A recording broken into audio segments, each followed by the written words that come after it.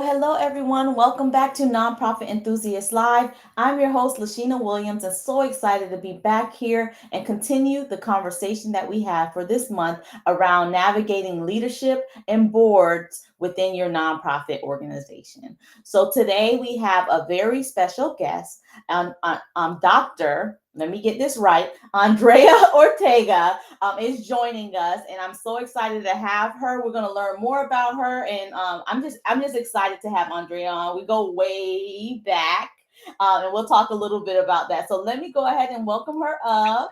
Hello, hello. Hi, I'm I so had to happy to add be that here. doctor. Look. It's okay. I appreciate it. Definitely paid a lot of money for it, but it's all good. It's Yes. all good. Awesome. I'm so glad to have you on, and especially to have this conversation about just nonprofit leadership, board development. But first, I want us to talk a little bit about your journey into the nonprofit arena. So, if you don't mind just sharing how you entered the nonprofit arena and where you are now. Yeah, so I love this question. It's one of my favorite questions because nobody grows up saying, I'm going to be a nonprofit Mm-hmm. person or I'm going to be an executive director. And I think my journey was very similar to a lot of probably your listeners where it kind of finds you, right? You all of a sudden, I was pre-med in college because who wasn't? And, especially as like uh, uh, you know, like uh, being an immigrant and being like the Mm-hmm. first of my family, like you're either a doctor or a lawyer, and these are the kind of dreams that the pressures that your family puts on you. So I was going to be a doctor, and when I got to college, I went to UF for undergrad. I found a nonprofit that served in Colombia. So a little background on me: I moved to the States when I was 8.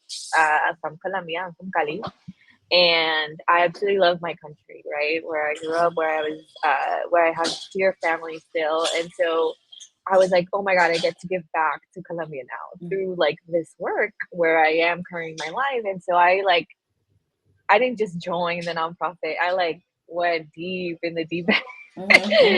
And I loved it. And I very quickly realized towards the end of my senior year where like you have to take the MCATs and all this, Mm-hmm.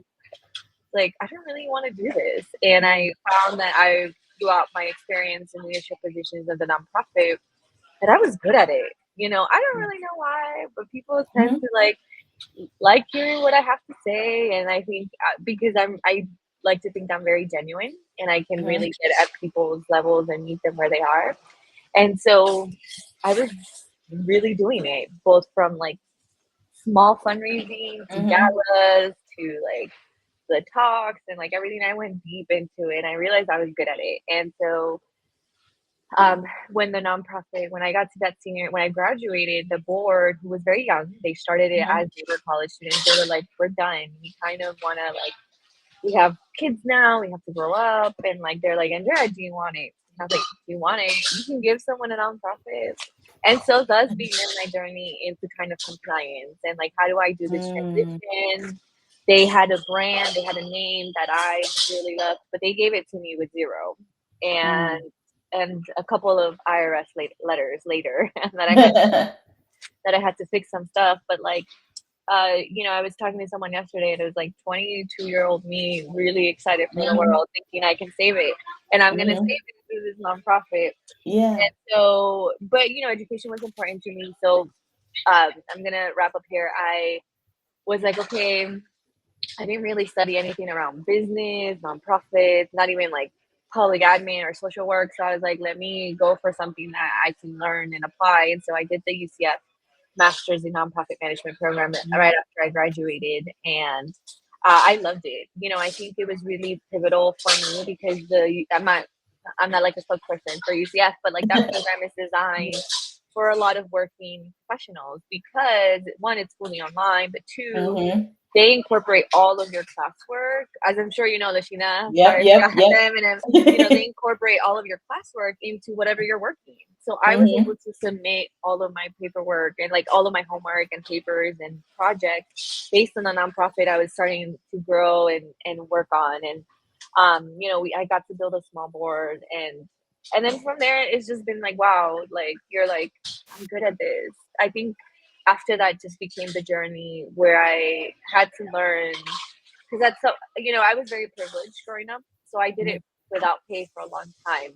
And I never Mhm. thought it was when we started, we're like, this is something I'll do out of the Uh-huh. your heart doesn't pay bills. So, Right.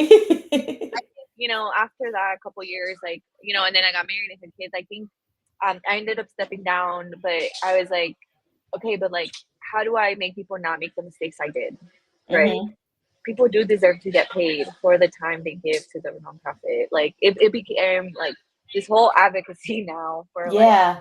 you know, I'm sorry, but like the heart doesn't pay the bills. So we need to find Mhm. a balance of giving and how to do that, but also making sure that our staff, who has one of the highest burnouts, like Mhm. that they get to taken care of. And so my journey is where I am now, where I opened my own consulting firm focusing Mhm. on Hispanic organizations, because Mhm. there's one, the language gap, two, as you know, working with BIPOC led, Mhm. nonprofits, like there's the do you know people in the room gap, and the very Mhm. kind of Mhm. white led philanthropy. And so I'm kind of dedicated now, like, how can I get this knowledge from, Mhm. where the money goes to, and bring it back to more grassroots orgs, because they do deserve it. And Yeah. talking to you earlier where you're like, I'm giving the whole team 2 weeks off, and I'm like, that's amazing. That's how it should Mhm. be.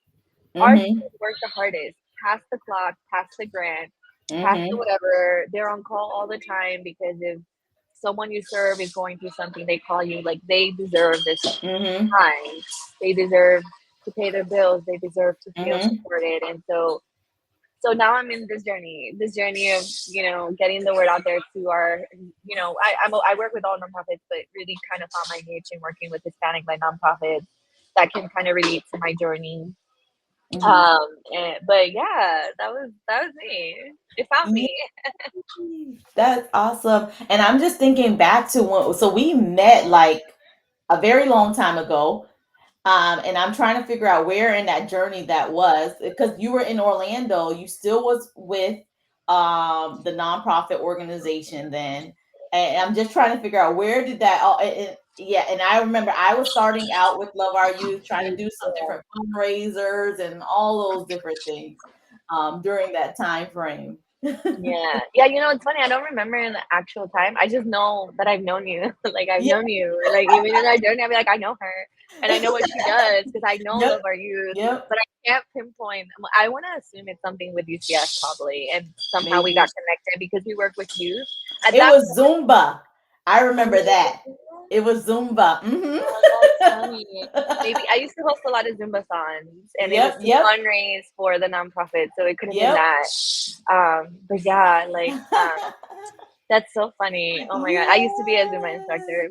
Yep, yep, yay. Yeah, that's where a lot of our conversation was, because we were trying to do a Zumbathon and all of that, but it was just absolutely wonderful. And I'm excited because just to think back, we were both in our beginning stages of our nonprofit journey, and now here we are, being able to support other organizations and what they do. So thank you so much for sharing about you and how you entered the nonprofit arena. And I'm sure there because we have different audiences, and some are interns or some are still in school for nonprofit management. So this kind of is very inspiring to see, especially if they did the switch, because you talked about that switch that you made from like medical to, hey, we're gonna do I'm going nonprofit, I'm following my heart but also going to get paid for following my heart.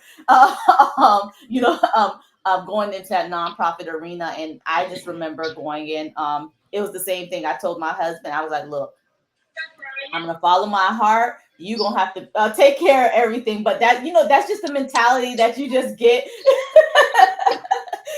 Entering the field, you just have that passion that no matter what, whether the money's there or not, like you're just gonna go after it. But the cool thing about that, through following your heart, everything else follows. And there's a special passion that others can see in the work. And the same thing, I see it in what you do and how you do what you do. That passion is there for serving and supporting nonprofits and the community as a whole. So this month's theme is navigating leadership and board development. So wonderful segue into this conversation. What tips do you have for organizations in this arena, in that leadership and board development, in order to build a strong foundation for your nonprofit? Oh my God. I need to get like shirts made or a tattoo that says, like more money, more problems kind of thing. Cause I was Oh, just doing, like, and I love that song by the way. yes, yes. But like, but like, um, you know, very early on, even as a grassroots, like the leader of a grassroots Mhm, nonprofit, I was like, we need money, we need funds. Like that's what mhm, you always kind of go to. We need money, we need funds, we need all this mhm, stuff. As I began my consulting journey, I realized that like every nonprofit needs funds, needs mhm, money. And but sometimes I would start asking these questions and I realized you don't even have a board who gives. Why would someone else give you money? mhm, mhm, You don't even have ambassadors. You're the only one out here probably begging for scraps. Maybe hosting these small fundraisers to again get mhm. scraps, and like you don't really have systems in place as well. Like you're not following up with the ones who do donate. You're not building, you think buying a MailChimp subscription is too expensive. Like you're not really investing in that process. Mhm, And mhm, so I think the last 3 years, because my last job was in a tech for good space, um, really this journey is finding board members who deserve a seat at the table. mhm, Because also sometimes we're like, oh, they want to donate their time, but then they sit there for 2 years and don't do shit. mhm, mhm, mhm. And you're like, oh, like no, they have a contract, which is the bylaws, and they have Mhm. expectations to meet. So if they don't deserve a seat at the table, you're literally giving up a spot for someone who will. And maybe you haven't met them yet, Yeah. but you've got to put that out there. I see Mhm. LinkedIn applications for board members all the time. Like you got to put it Yep. out there. You got to be Yeah. specific about what your needs are. Mhm. And as a leader, like I remember being a babysitter for these adults, and Mhm. that's not another hat that the executive director or leadership should wear of a nonprofit, right? Like we already Mhm. wear so many hats. You need a board that's going to be there to back you up, to give you the resources that you need, to be ambassadors. If they're Mhm. going to a networking event, they better be dropping an organization's name and donations and button, Yep.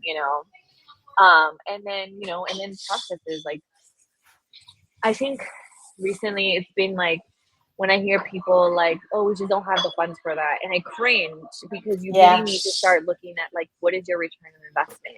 Mhm. If you invest in the software and it gives you, instead of like hustling for the $5 donation, but this Yeah. software gets you the $100 donation, like that's a Yeah. higher return of investment. Yep. Yep. Like starting to think about how you can build those processes into your board. Mhm. Like you can automate reminders. You can also make sure that they're there. Like you don't have to constantly be babysitting them. Mhm. You can, you can now do reminders via text. Like if you have someone who doesn't like use email, depending on your board's like tech capacity, like you can find ways to use systems to help you with all the details you need, and then we also make the mistake of like assuming that they know what they're doing. Mhm. How do they know to sell tickets for the gala if you didn't tell them? Mhm. Right. Right. Like Right. you Yep. didn't send them a package with the information and invitation they can send out. You didn't even send them an email like, hey, we're inviting you. And as a Yep. part of your seat at the board, we challenge you to sell 5 other seats. Here's all the Mhm. information you need to sell. And I'll be like, you haven't even done that. Well, no kidding, they haven't sold for you. You haven't, Yep. one, really invited them in the process, but you haven't empowered them because they're Yeah. going to need language around what the event is about. They're going to need like to direct people. If they're going to email to their network, they probably want some kind of language so that they match yours.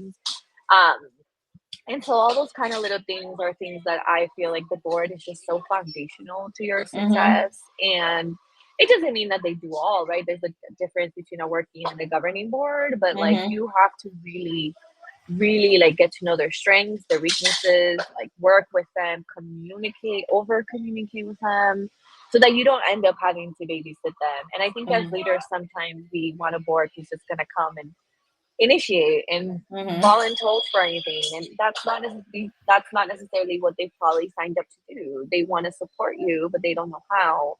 And thus begins this like, how do I ask without being annoying, but how do I keep them accountable for what they said they were going to do? And I think I think it all starts from a really big, a really important foundation, which is having job descriptions for each board, Mm-hmm. setting up committees that you need at the moment. Yeah. Don't be creating a program committee and you haven't even ran a pilot program, or you don't even Right. have people to do that with. Like, Yeah. don't Yep. create an investment committee and you don't even have funds to pay like your staff. Yeah. Like do what like create and design the board based on what your current capacity is, and as you get that in the right place, then you can add and solve for the future. But Mhm. I hope that answered your question. That's a lot Yeah. about like No, it does. my site on board and leadership. Yeah. So I'm hearing building a strong board is a crucial to the organization, and also not only building a strong board, but also training the board, making sure they know what the expectations of them are. And you also mentioned governance and working board, because sometimes, and I've seen it where organizations have the mind of, I need a working board and have those expectations, but they're recruiting governance style like board members, and then that fit just frustrates everyone. They're both frustrated because one is asking a lot of the board, because and then on the other side, they're expecting to be more strategists, more 30,000 level versus working the mission on a Yeah. daily basis. So I'm glad you talked about those things, and that being the foundation. So let's back up, because building this strong board and having this strong governance, you talked about being able to have those job descriptions. A lot of that kind of connects back to now let's talk about the ED, the leader within the organization, and their role in making sure that these things are set up, and what do they need to do to equip themselves, because a lot of times we enter this arena, we don't even know, we don't know how to run a board, we don't know what to expect from our board, we just know what we want to get done to keep the mission going. So how can executive directors and leaders equip themselves with the tools, and what tools, to be able to run an effective board, and then also the organization? Yeah, I think some I might get a little too detailed here, and this is because I believe in a structure, right? So like Hmm. uh when you're recruiting them, ask them what are the questions on the application. You should have an application, by the way. Yes. You should have, and when you have them apply, I don't care if it's your prima, your cousin, your Hmm. whatever. Like you should Hmm. have an application with the descriptions of what at least the basic minimum commitments are. Hmm. And have a question that says, how do you best communicate? Should I text you? Should I send a pigeon? Should I email Hmm. you? And then make sure that you, when you first onboard them, that you at least try to check off all the boxes and see how you're getting most responsive kind of commitment, and then start building that. And from their infrastructure, like, do you have like a G Suite, or Microsoft gives them an email if they want to see if they want to be, because you want to give them access to the bylaws and all of the Hmm. tools. Like, make sure they have access, and when have an onboarding session, have them open the folder. Do they have access? Do they know where to find Hmm. it? Because Right. if it's 2 years down and they're like, I've never seen the bylaws, then that Hmm. you kind of failed them, because they should be Hmm. onboarded to know what everything is. Um, and then you want to hold them hands, like give yourself like when you join a team, there's like between 30 to 90 days of onboarding. So give yourself Hmm. 30 to 90 days to baby them, to answer all Hmm. of their questions, but in the hopes of like, oh, can I have access to this? Don't just share it. Like, be like, hey, this is in your folder, which you can find here and here, and like start teaching them to like take initiative for themselves. And and that's kind of like the tech, like access and like documents and knowing where everything lives. There's kind of an onboarding session where you talk a Hmm. little bit about your history, but where you want to go, where you see their role fitting, so that they can like kind of align there. And then I would suggest to, like, sometimes for rosters, and if you're starting out, the executive director is the president and the board chair and all of the things. I would try to take that off my plate, because the board is your boss. So you want to make sure that you're able to run the organization day to day. And even if you're not in a place where you can step down as president, maybe delegate a lot of the responsibilities to your VP, or get a, designate someone as the board chair to handle all that. And then really hold them accountable. The secretary Mhm. should eventually take care of the meeting minutes, and like making sure it's scheduled and doing that. Um, so if you onboard a secretary, teach them how to do that, teach them the systems. Like, hey, do you have a way that you do this at your job? Like, and they might Mhm. recommend something like Monday, or like Doodle, or like Mhm. really play to their strengths, and don't say, oh, we don't have the funds for that. Mhm. Be like, we don't have it now, but let's put it in the budget for next year, because I really want to make your job easier. Again, just such a huge advocate for technology. You need it in place. We tend to solve issues with like hiring another person. Mhm. Oh, we're super overwhelmed. Let's hire someone else. And sometimes it Yeah. could be solved by technology. And I think that you should definitely use that for the way you interact with your board. There's some board softwares. I personally never use them. Um, but make a commitment. Also be like, hey, everybody, there's a board training you're required to attend to a year as a part of it. Mhm. Like have them. Something I love to do is, if I, the executive director, I used to be a part of the Hispanic Chamber of Commerce here in Central Florida, which, as you know, is Mhm. pretty big and pretty well known. Mhm. And like, I also have a life, and they have so many events. I want to make sure that we're present at them all. I was like, I ended up adding it to the board's rotation. Hey, these are how many events I want to rotate Mhm. the board around. You have to attend on behalf of the organization once a Mhm. quarter, and like that gets people present. That gets people there, and as representative of the organization. And you can put in all of the things that you do, but again, just like really communicating, and being clear about what you want them to do, and how you're going to measure that, right? So Mhm. there's also like, you absolutely should do an evaluation at the end of a year of every board member. Like, did you meet at least the basic minimum events he asked you to attend? Mhm. Did you meet your fundraising ask? Right? There's a give or get. And Mhm. I don't care how small you are. If your give or get is $5 a year, put it in place. You Mhm. will see who gives you the $5 and who doesn't. you Yep. know, and like that was for me. Like, I think our give and get was only 100 when starting out. We were Mhm. all like recent grads, and I was like, it was like, we need to have at least something. Like, we have 6 board members, 100. That's $600 we didn't have before, and that Mhm. that at least maybe pays like our Sunbid stuff or something. Like, Yep. so that it's not Mhm. all coming out of my pocket as kind of the founder, executive director. Um, so yeah, just be really clear. Evaluate every year. Like, they're gonna ghost you too. There's sometimes they ghost. Like, don't jump into like, you're not being active. Like, first Yeah. to the touch point, like, hey, what's going on? Do you still have time for us? Yes or no? No questions asked. Like, no harm done. No. Okay. Do you mind helping us in the next 30 days find Mhm. someone for your seat? Like, do you think you can say that in the next board meeting? Like, just being really professional about that. And this is where, like, don't put your cousin on the board. Like, unless your cousin's got a lot of money and they really want to help. But like, be very find professionals and people who are gonna Mhm. interact with you the way you want them to interact. Yeah. Oh, that's awesome. And I love that you really kind of honed in on the fact of spreading some of those responsibilities. You as the leader don't have to do everything.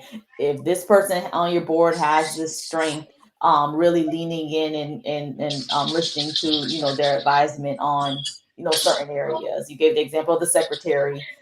You may make some recommendations. Hey, how about using these type of tools and so forth. Being able to implement those into your organization, or be open to those ideas in your organization. Before we close out and wrap up today, do you have any final thoughts or anything you'd like to share? No, I just want to thank you so much, Lasheena, for having me. Mm, I love what you're doing with Nonprofit Enthusiasts. I think I've been mm, watching you for a long time. You're probably one mm, of the reasons I decided to start my firm, because if you could do it, mm, there's room for me and there's room for everybody. But you've built a wonderful community.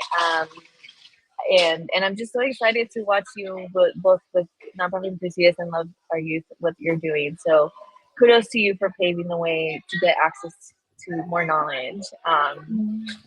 My name's Andrea again. I'm the founder of Palante Nonprofit, which is a consulting firm as well with grassroots, focusing on the Hispanic market. So I will happily send a client your way, Lasheena, but definitely helping to uh, bridge that gap in a bilingual spectrum. But I'm also available if you have any questions at any time. And the board is something I'm super passionate about. So like, if there are any follow up questions, please send them my way. Would love to know Yeah. how your how our your listeners' boards are doing, what they're facing, and how we can solve for it. Absolutely. I definitely will. So, what is the best way for if anyone wants to get in touch or stay in touch with you? Yeah, I'm like this wannabe influencer. So LinkedIn and Instagram, Yeah. Palante Nonprofits, or my personal, which is like my personal professional one, is Andrea Doctor Nonprofit on Okay. Instagram. But definitely connect with me on LinkedIn as well. I share a lot of goodies, and you can definitely like write to me if you need to. Yeah, yeah, those are the best ways. I answer all my Instagram messages. So you definitely have my email as well, Andrea Palante Yeah. Nonprofits.com. But I'm definitely like a millennial social media girly. So if you have any questions, please follow. And yeah, thanks so much. Thank you. I truly appreciate you taking time out and having this conversation. Honestly, I was so excited for it. Just because, we always talk, we'll meet up, whichever, but really just being able to kind of dive in around one, this topic of leadership and board development. And two, I learned more about you and your journey in nonprofit through just sitting here spending some time today. So I truly appreciate you coming on, and hopefully you join us for some more in 2025. Um, Yes. would be awesome. So I thank you so much again for joining us, and thank you all for tuning in. And we'll see you next time for Nonprofit Enthusiast Live. Bye, everyone.